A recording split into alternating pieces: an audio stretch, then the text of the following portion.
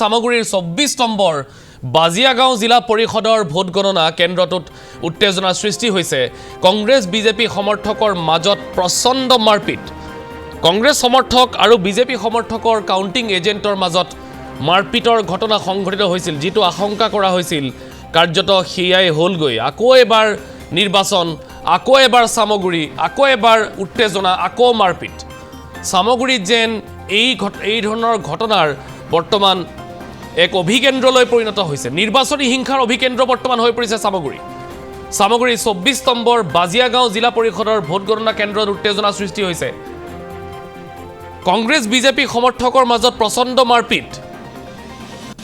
কংগ্ৰেছ আৰু সমৰ্থক আৰু যি বিজেপিৰ সমৰ্থক আছিল তেওঁলোকৰ মাজত কাউণ্টিং এজেণ্টৰ মাজতো মাৰপিটৰ ঘটনা সংঘটিত হৈছে। গতিকে কি এক পৰিৱেশ সামগুৰিত।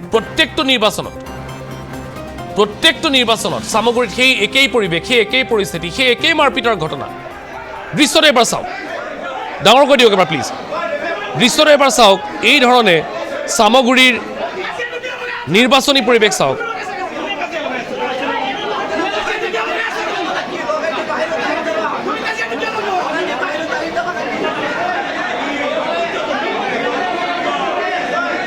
গুণ্ডাগিৰিৰ অভিকেন্দ্ৰলৈ পৰ্যবেক্ষিত হৈছে সামগুৰি। বাৰম্বাৰ নিৰ্বাচন হয়, বাৰম্বাৰ নিৰ্বাচনী হিংসা, মাৰপিটৰ ঘটনা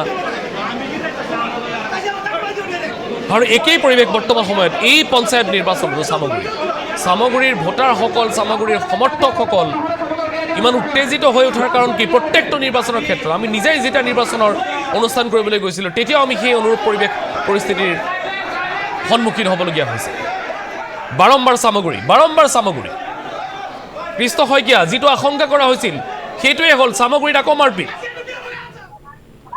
নিশ্চয় মানস, যিহেতু ইতিমধ্যে পঞ্চায়ত নিৰ্বাচনৰ ভোট গণনা চলি আছে আৰু যিহেতু সামগুৰি উচ্চতৰ মাধ্যমিক বালিকা বিদ্যালয়ত সামগুৰি বাজিয়াগাঁও জিলা পৰিষদৰ ভোট গণনা চলি আছিল আৰু সেই ভোট গণনা কেন্দ্ৰতে আচলতে উত্তপ্ত পৰিস্থিতিৰ সৃষ্টি হয় আৰু কংগ্ৰেছ আৰু বিজেপি দুই পক্ষৰ মাজত হতাহতি হয় ভোটক লৈ পেলাই। আৰু এনেদৰে সামগুৰি যিহেতু নিৰ্বাচনৰ সময়ত সামগুৰি সকলোতে চৰ্চাত থাকে আৰু এইবাৰ সামগুৰি আচলতে যি নিৰ্বাচনী হিংসা, সেই নিৰ্বাচনী হিংসাৰ বাবেই আচলতে সকলো প্ৰতিবাৰ নিৰ্বাচনত চৰ্চাত থাকে। আৰু এইবাৰো যে ইয়াৰ ব্যতিক্ৰম নহ'ল, ভোটদান শেষ হ'ল, কিন্তু ভোট গণনাৰ দিনাও সামগুৰি বাজিয়াগাঁও জিলা পৰিষদৰ যি আচলতে এজেণ্টৰ মাজতে এজেণ্ট আৰু সমৰ্থকৰ মাজতে এনেদৰে মাৰপিটৰ এনেদৰে আচলতে সংঘাতৰ সৃষ্টি হয়। আৰু সামগুৰি জিলা পৰিষদৰ যিহেতু এক তুমুল প্ৰতিদ্বন্দ্বিতা আগবাঢ়িছে আৰু সামগুৰি জিলা পৰিষদ যদি আমি ক'বলৈ যাওঁ তেনেহ'লে সম্পূৰ্ণৰূপে আচলতে সংখ্যালঘু অধ্যুষিত অঞ্চল আৰু সেই অঞ্চলত ইতিমধ্যে বিজেপিৰ যিগৰাকী প্ৰাৰ্থী আছে চলমা খানম,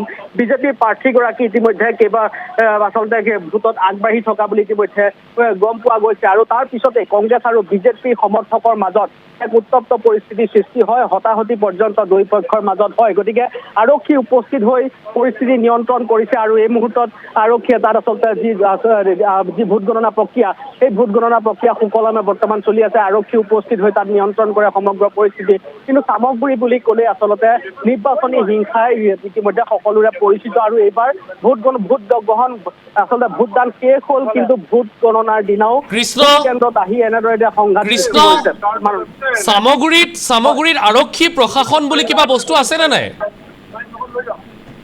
চাওক মানস, যিহেতু ইতিমধ্যে সামগুৰি যিহেতু আৰক্ষী প্ৰশাসনৰ যদি আমি কথাটো ক'বলৈ চাওঁ, আৰক্ষী প্ৰশাসনৰ যি ইয়াৰ পূৰ্বেও আমি দেখিছোঁ পঞ্চায়ত নিৰ্বাচনে হওক বা বিধানসভা উপ নিৰ্বাচনে হওক, আৰক্ষীৰ সন্মুখতে সামগুৰিত এনেধৰণৰ হিংসাত্মক কাৰ্যকলাপ হয় বা সামগুৰিত এনেধৰণৰ প্ৰাক নিৰ্বাচনী হিংসা হয় আৰু সেই সমগ্ৰ আচলতে আৰক্ষীৰ চকুৰ সন্মুখতে হয়, কিন্তু আৰক্ষী কোনো ব্যৱস্থা গ্ৰহণ কৰিব নোৱাৰে।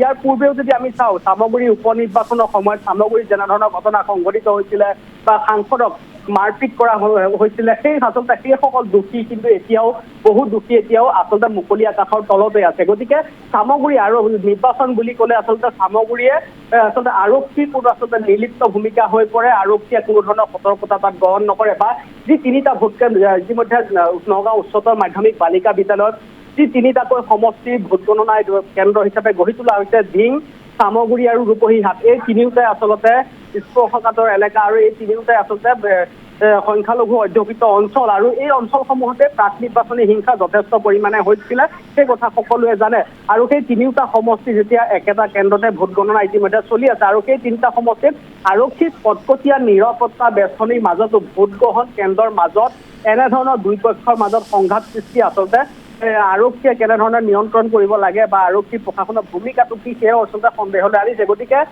যিহেতু পৰিস্থিতি বৰ্তমান নিয়ন্ত্ৰণত আছে আৰক্ষীয়ে গৈ পৰিস্থিতি নিয়ন্ত্ৰণ কৰিছে আৰু বৰ্তমানে পুনৰবাৰ ভোট গ্ৰহণ যি আচলতে ভোট গণনা প্ৰক্ৰিয়া সেই ভোট গণনা প্ৰক্ৰিয়া পুনৰবাৰ আৰম্ভ হৈছে কিন্তু সামগ্ৰীৰ প্ৰাক নিৰ্বাচনী হিংসাই হওক বা ভোট গণনা কেন্দ্ৰত আজি যি কিছু সময় পূৰ্বে যি পৰিস্থিতিৰ সৃষ্টি হ'ল সেই পৰিস্থিতিয়ে কিন্তু এতিয়া আচলতে আৰক্ষী নিৰাপত্তা ব্যৱস্থাটো আচলতে নিৰাপত্তা ব্যৱস্থাত টোপোলা চৰকটো ইতিমধ্যে উদঙাই তুলিছে মানস খবৰ ৰাখক কৃষ্ণ পৰৱৰ্তী সময়ত পুনৰ আপোনাৰ ওচৰলৈ যাম এই মুহূৰ্তত ধন্যবাদ জ্ঞাপন কৰিছোঁ সামগ্ৰীৰ এই ধৰণৰ খবৰ মানুহে আমনি পাইছে লাহে লাহে আৰু প্ৰশ্ন উত্থাপন কৰিছে বিধায়কগৰাকীৰ ভূমিকাক লৈ প্ৰশ্ন উত্থাপন হ'বই স্বাভাৱিকতে কি কৰি থাকে আৰক্ষী প্ৰশাসনে সামগ্ৰীৰ প্ৰত্যেকটো নিৰ্বাচনতে এই ধৰণৰ ঘটনা বৰ্তমান সময়ত গুণ্ডাগিৰিৰ একে অভিকেন্দ্ৰত পৰিণত হৈছে এইখন সামগ্ৰী ধন্যবাদ জ্ঞাপন কৰিছোঁ কৃষ্ণ